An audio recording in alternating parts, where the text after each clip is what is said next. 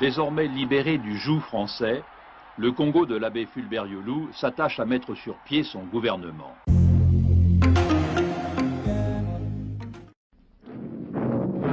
Engagé aux côtés de la France dans les deux grands conflits mondiaux, Brazzaville devient en 1940 la capitale de la France libre, ce qui contribue grandement à son développement.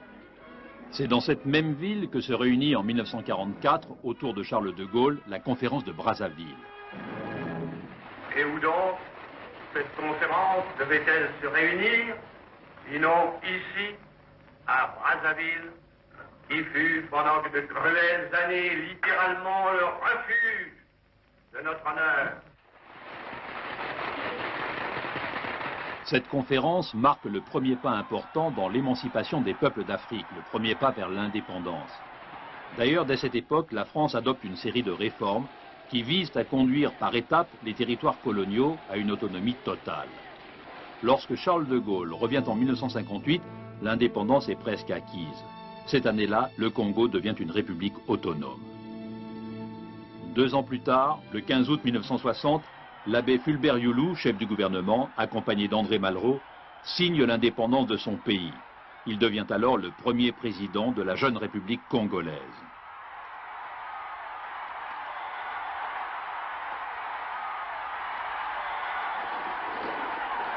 Désormais libéré du joug français, le Congo de l'abbé Fulbert Yulu s'attache à mettre sur pied son gouvernement. Brazzaville est à présent la capitale d'un petit pays de tout juste 1 million d'habitants. L'État doit prendre en charge des fonctionnaires en trop grand nombre maintenant, et il cherche à attirer les capitaux occidentaux. Fulbert Yulu doit faire face à une situation sociale et économique qui tente à se dégrader. La décision du président d'imposer en août 1963 un système de parti unique met le feu aux poudres. En 3 jours, le régime est renversé. La grève générale décrétée le 13 août entraîne l'emprisonnement de plusieurs leaders syndicaux. Le mouvement tourne alors à l'émeute et les grévistes tentent de libérer leur chef. Quand le 15 août, les manifestants encerclent le palais présidentiel, l'abbé Fulbert Yulu est contraint de démissionner. Le soir même est constitué un gouvernement provisoire dont la présidence est confiée à Massamba Deba, un jeune instituteur. La révolution est victorieuse. Mais la nouvelle équipe dirigeante est disparate. Il y a ceux qui se réclament du marxisme et les modérés autour de Massamba Deba. Les jeunes marxistes créent un parti, le MNR, Mouvement National de la Révolution, afin de partir, comme ils le prétendent, à la conquête des masses. Petit à petit, le marxisme se met en place et rapidement Brazzaville entretient des relations diplomatiques avec les pays socialistes. La Chine, notamment, envoie ses hommes sur place. Cette période est marquée par une montée en puissance de l'armée. Entre les révolutionnaires et les militaires, le chef du gouvernement, Massamba Deba, n'arrive pas à affirmer son pouvoir. En 1968, Marienne Ngouabi le remplace à la présidence. Je m'engage, en me guidant le principe marxiste, à défendre les statuts et la Constitution, à consacrer toutes mes forces au triomphe des idéaux prolétariens du peuple congolais. L'arrivée de Marienne Ngouabi marque la naissance de la République populaire du Congo. Dès 1969, le Parti congolais du travail se crée et s'impose au peuple. Le nouveau gouvernement s'attache alors à propager l'idéologie marxiste-léniniste, une propagande réalisée tant par le biais de la radio que par les déplacements réguliers de l'équipe dirigeante. Ici, dans un village du Nord, on tente de fidéliser les nouveaux convertis. Chaque minute, quand vous travaillez, pensez à la révolution. Quand vous étudiez, pensez à la révolution. Même quand vous mangez, même quand vous buvez. Tout pour le peuple! Tout pour le peuple! Un pour mourir! Un pour mourir! L'assassinat de Ngouabi en 1977 porte Joachim Opango à la présidence. Avec lui, ce sont les militaires qui gardent le pouvoir. Opango, à la tête d'un pays dont la situation économique et financière est catastrophique, n'aura pas le temps d'améliorer les choses. Dès 1979, Denis Sassou Nguesso lui rafle la présidence. Pendant les 13 ans de son règne, le PCT, parti unique, s'impose fermement. Toute voix discordante est systématiquement étouffée. On recensera 3000 assassinats sous son mandat.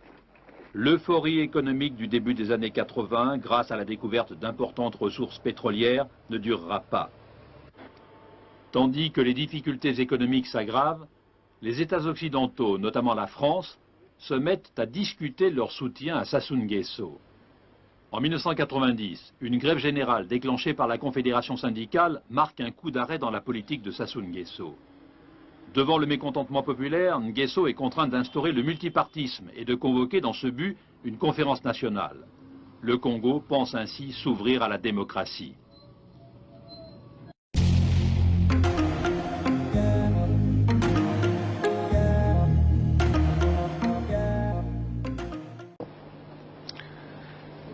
Bon, je réponds simplement que dans la vie, il est toujours facile de détruire. Il est toujours facile de tout détruire et pas facile de reconstruire. Et l'éducation, la santé, est arrivé un moment où le Congo, pour ne parler que de l'éducation, avait atteint un taux de scolarisation de 100%. Et nous l'avons atteint aux années 80, même avant. Et puis est arrivé un autre moment où nous avons décidé de détruire. Et le taux de scolarisation a baissé. Que pensez-vous de la santé mentale de cet individu? Prend le pouvoir le 5 février 1979. Dès lors, sans le savoir, notre pays était condamné à la médiocrité. Et pour cause. Dès l'indépendance, officiellement le 15 août 1960, les prédécesseurs de Denis Sassou Nguesso, dont le président Fulbert Yulu de 1959 à 1963, puis Alphonse Massamba-Diba de 1963 à 1968, puis Marine Ngouabi de 1969 à 1977 avant son assassinat, puis Yombi Opango de 1977 à 1979 avaient tout misé sur l'éducation nationale au Congo, si bien que dès 1980, les niveaux de scolarisation au Congo atteignaient presque les 100%. Nous étions les pays les plus instruits, éduqués au sud du Sahara. Peu à peu, dès que Sassou prend les commandes de ce pays, comme il est dit, il a commencé à détruire l'éducation nationale. Mais heureusement pour nous, et je l'ai moi-même constaté, puisque j'ai enseigné au lycée, des classes de première terminale, même terminale scientifique, et on avait partout.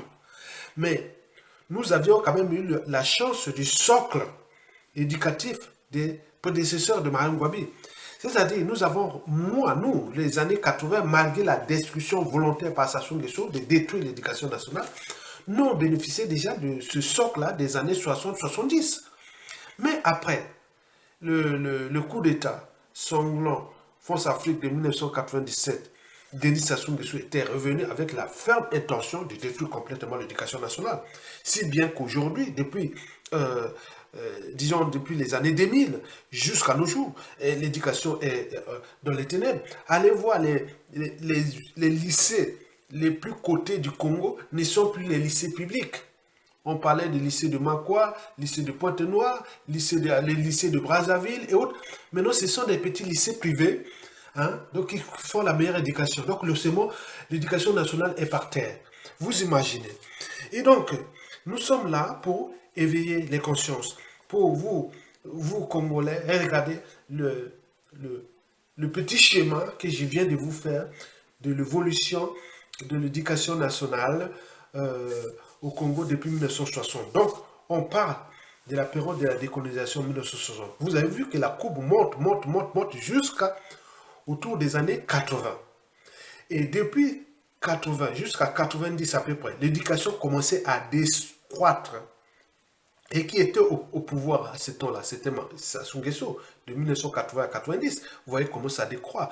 Maintenant, arrivé en 1990, bon, Pascal Lissouba arrive, mais il n'a pas le temps de remettre l'éducation sur les chemins, puisqu'il est au niveau du contexte politique et autres, donc il était bousculé par Sassou Nguesso et tous, et la France-Afrique, donc il n'a pas eu le temps de remettre l'éducation au niveau qu'elle avait dans les années 70. Et donc là, depuis ces Sassou Nguesso est revenu au pouvoir à partir de 1997 par le coup d'État sanglant France-Afrique qui a coûté la vie à plus de 400 000 Congolais. Et là, il a commencé à détruire volontairement l'éducation nationale et l'enseignement supérieur et la recherche. Et donc là, pour que nous, Congolais, nous retrouvons notre niveau des années 70, mais il faudra encore 30 ans, 40 ans. Donc, le pays est déjà condamné. Donc, nous cherchons là les moyens, c'est-à-dire l'enjeu de cette vidéo est de chercher le dénominateur commun, hein, c'est-à-dire le facteur déterminant, le facteur aggravant pour que nous, Congolais, individuellement et collectivement, tant au niveau civil, politique et militaire, on prend notre responsabilité de les dégager. Ça n'est qu'un être mortel. Il va partir nous laisser une merde. Vous imaginez. Donc,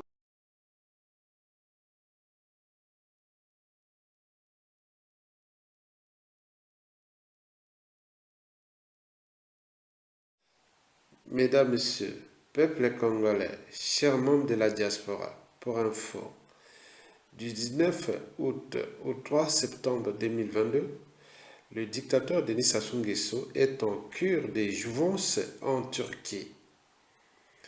Quant au lieu et le coût de cette cure de jouvence en Turquie, c'est à vous, les réseaux de l'ombre, de nous fournir plus d'informations et de détails. Par ailleurs, pourquoi le tyran a boudé la Suisse? C'est tous les questionnements. Et pourquoi le choix, cette fois-ci, de la Turquie pour aller se soigner? De mon point de vue, j'en ai trois explications. La première explication, c'est que le dictateur peut se dire, et alors, en 2019, j'avais envoyé Jean-Marie Michel Mokoko se faire soigner en Turquie, non? Et pourquoi pas moi? La deuxième réponse, c'est que, bon, vous savez, en Suisse, c'est trop bling-bling. Donc, la diaspora congolaise en Occident, européen, est très active. Donc, aller encore se faire traquer là-bas en Suisse, voilà. Donc, en plus, peut-être la clinique là, bon, ben, ils ont dit non, ça fait trop de bruit, mauvaise image et tout ça. Peut-être que la clinique là a boudé, a dit aussi que non, je ne veux plus recevoir quelqu'un comme ça qui tue les gens, qui laisse son peuple dans la merde, qui vient se soigner tranquillement ici avec l'argent de la misère et de la souffrance du peuple. Donc c'est injuste. Peut-être la Suisse, c'est un problème aussi de communication, hein. La clinique là, il y a la communication produit, la communication marque, la communication commerciale, la communication image, hein. Donc la clinique l'a dit non merci, peut-être qu'ils ont refusé. Donc il faut aller se demander si peut-être la clinique a refusé. Mais de mon point de vue, je pense que ça soit voulu éviter le bling-bling, hein. Donc ça fait trop visible, quoi. Donc là-bas, en Turquie, c'est un peu en 4 millions. Enfin, la troisième et dernière réponse ou explication, je pense que c'est géostratégique. Peut-être qu'il est là-bas en sous-marin pour se préparer au cas où, voilà, donc avec la réorganisation géostratégique, vous savez que la Turquie est entre l'Occident et l'Eurasie, donc peut-être là-bas, on soumet avec ses partenaires là-bas, au cas où la France-Afrique le damer les pions, ou peut-être qu'ils ont sous-marin pour le compte de la France-Afrique, donc il y a beaucoup d'enjeux là-bas. Mesdames, Messieurs, peuple congolais, chers membres de la diaspora, donc j'invite les compatriotes, les résistants engagés, d'avoir plus d'informations sur d'abord l'endroit où ils se trouvent, deux, le coût de cette cure de jouvence là, au moment qu'il va laisser les Congolais là-bas, sont quelque part dans une prison à ciel ouvert, dans un camp de consultation, les prisonniers politiques, tout le monde dans la merde, mais lui, il se permet d'aller faire cette santé là-bas. Donc, vous imaginez. Donc, il faut aller vraiment enquêter. C'est pour les besoins de l'histoire. Parce que le futur, c'est tout justement le passé et le présent qu'on ignore. On ne doit pas abandonner. C'est l'argent des Congolais. Il est en train de se soigner là-bas avec l'argent des Congolais. Et donc, vous devez en prendre conscience en tant que citoyen. Vous avez ce droit et devoir d'enquêter. Mesdames, Messieurs, peuple congolais, chers membres de la diaspora, et voilà, Denis Sassou Nguesso qui continue à nous narguer et qui laisse les populations là-bas dans la merde, et lui il va se faire une cure de santé là-bas, et pour jouer ou traiter ses affaires contre nos peuples congolais. C'est ça, hein? Donc il n'y a pas de souci, ce n'est pas pour nos intérêts, hein? C'est pour ses propres intérêts de sa survie. Et donc voilà un peuple qui renonce ou abandonne ses droits et devoirs des citoyens. Donc ça produit de tels individus qui en abusent du bien commun et vous traitez comme ces sujets, ces indigènes et ces esclaves comme du bétail humain. Qu'est-ce que ça peut faire si nous ne prenons pas notre responsabilité? Donc c'est au réseau de la résistance de suivre de plus près le coût de cette cure de jouvence. Denis Sassou Nguesso en ce moment en Turquie. Il vient d'arriver ce vendredi, qu'est-ce que je dis? Ce vendredi en Turquie. Donc, dès ce samedi 20 août, commencez déjà à enquêter par tous les réseaux. Déjà au niveau du coût, au niveau coût de cette cure-là, et tous ceux qui sont là-bas. Donc, enquêtez pour les besoins de notre pays, s'il vous plaît. Et ce qui fait là-bas contre nous, peuple congolais, pour ses propres intérêts. Donc, vous devez enquêter. Et merci beaucoup. À bientôt.